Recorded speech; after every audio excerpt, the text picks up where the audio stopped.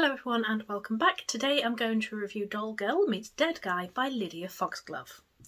Despite being a fan-alem, a race of lifelike dolls, Sola's baking skills has earned her eager customers from miles around, and even an invite from Prince Selden to work at the Royal Bakery.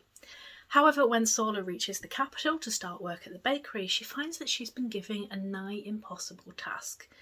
Convince a hero of the realm, newly returned to life, that life is in fact worth living. So I read this as part of my initial batch of books from the self-published fantasy blog of Round 9. This actually takes place in the same world as some other books by the author, but I thought this was a really good point of introduction because I had everything I needed to understand how the world was set up and where we were going. However, one thing I did find, this starts with a huge info dump. Even before the story gets started, it's like the encyclopedia of the world, the different races we meet, some of their history, how their relationship to each other. It was a lot of information all at once before we even got into the story. I did find that it distracted from the start of the story as you were trying to fit everything you just learnt into getting to know the characters, and also we get more information in the initial chapters as the story gets going. So Sola is one of our point of view characters. She is, as I said in the synopsis, a fan-alem. This is a race of constructed beings who are used pretty much as a servant class in this world, although there are parts of the world where they have more freedoms than others. Sola is effectively a 5-foot tall doll made of fabric, wood, wool and metal. But I found her character to be absolutely charming and bubbly. She is so positive, she wants to make friends, she sees the good in everything. Dor is the other point of view that we spend time with in this book.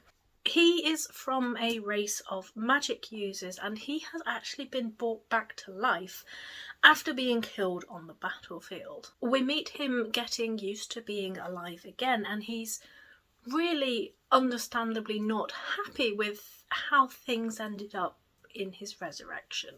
These two characters spend a lot of time together, they travel to the capital together, and I really enjoyed their interactions. It is definitely a Grumpy Sunshine situation.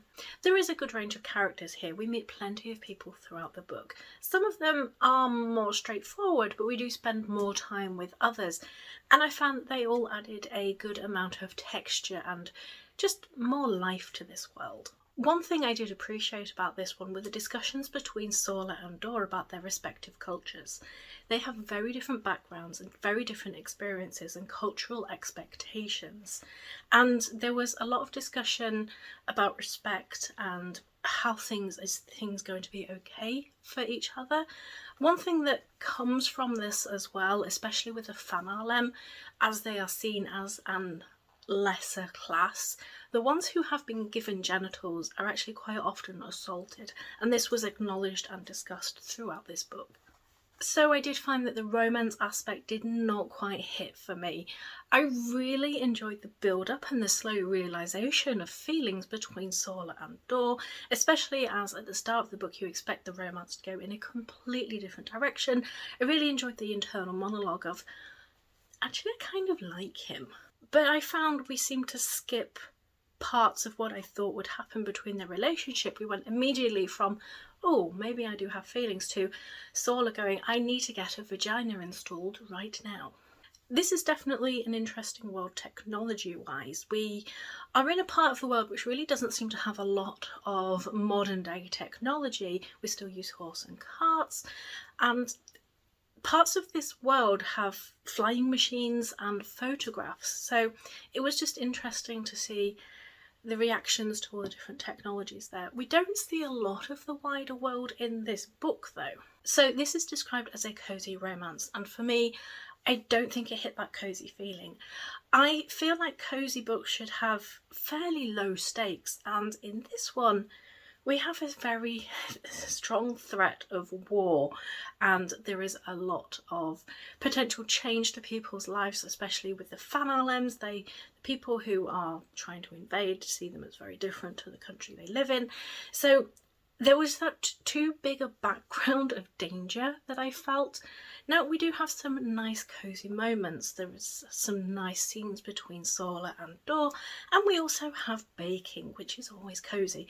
But I do feel we need more than just a bakery and less than war to be truly cosy for me. So this is definitely a unique world, and there is more to explore because, as I said, there are other books in this world. So if you have read this one or any of the author's other works, I would love to know. Thanks for watching, and I shall see you all soon.